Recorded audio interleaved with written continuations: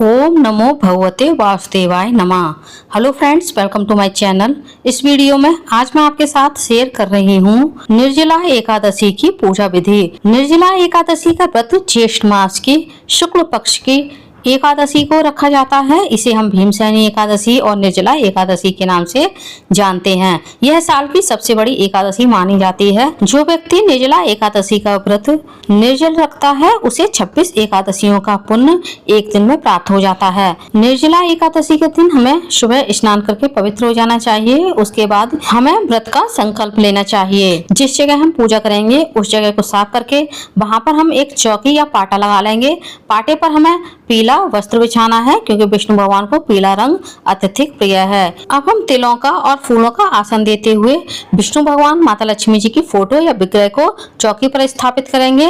आप चाहें तो निर्जला एकादशी की पूजा अपने घर के मंदिर में भी कर सकते हैं।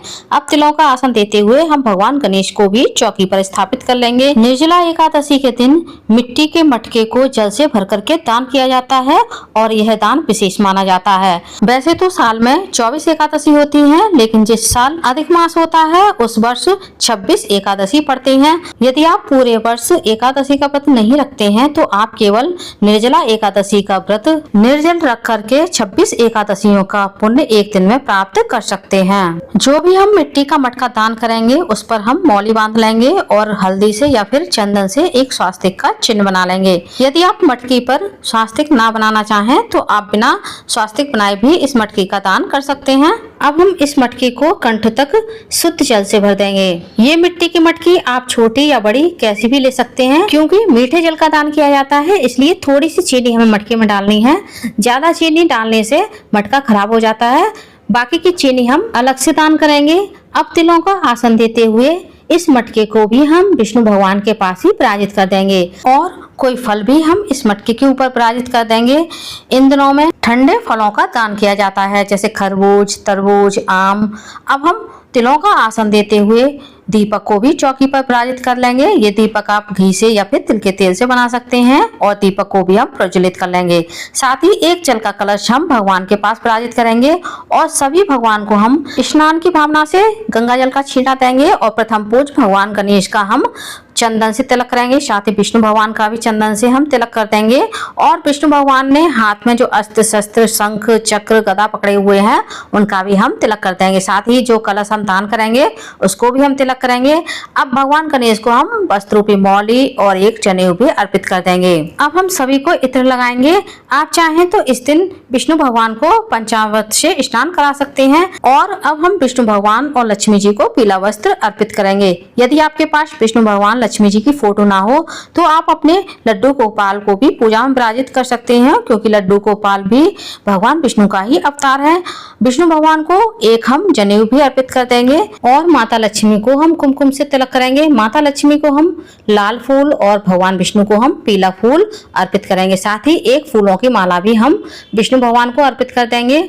अब हम तुलसी दल भी विष्णु भगवान को अर्पित करेंगे। तुलसी के बिना भगवान विष्णु की पूजा अधूरी मानी जाती है।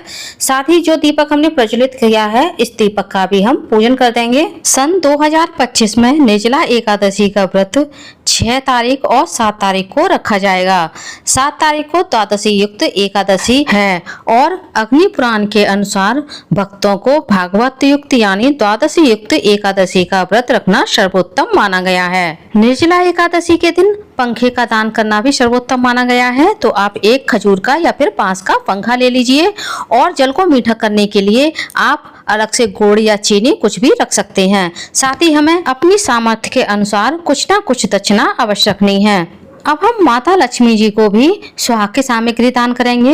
ये सुहाग की सामग्री आप अपने सामर्थ्य के अनुसार 5, 7 या फिर पूरे 16 श्रृंगार भी दान कर सकते हैं। इस दिन जो भी आप दान करेंगे उसका आपको अक्षय पुण्य प्राप्त होगा।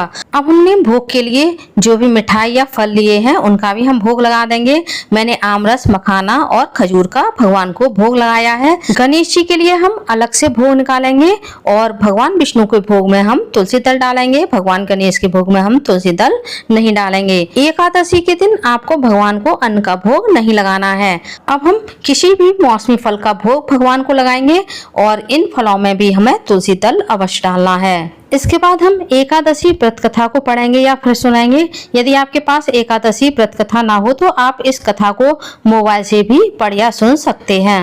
एकादशी व्रत कथा को पढ़े बिना या फिर सुने बिना यह व्रत अधूरा माना जाता है। तो आपको किसी भी एकादशी के व्रत में एकादशी व्रत कथा को अवश्य पढ़ना या सुनना है। अब हम एक छोटा सा हवन करेंगे। मैं ये हवन बतासे पर कर रही हूँ। आप ये हवन गाय के गोबर के उपले पर या फिर आम की समिधाओं पर भी कर सकते हैं। सबसे पहले हम भगवान गौरी गणेश के नाम से आहुतियां देंगे। उसके बाद विष्णु भगवान के नाम से आप अपनी सामर्थ्य के अनुसार, अपनी श्रद्धा के अनुसार 5, 7, 51, 21 या फिर 108 ओम नमो भगवते वासुदेवाय नमः स्वाहा इस मंत्र के साथ आप हवन कुंड में आहुतियां दे सकते हैं। अब हम विष्णु भगवान को लौंग, इलायची और बतासे का भोग अर्पित करेंगे।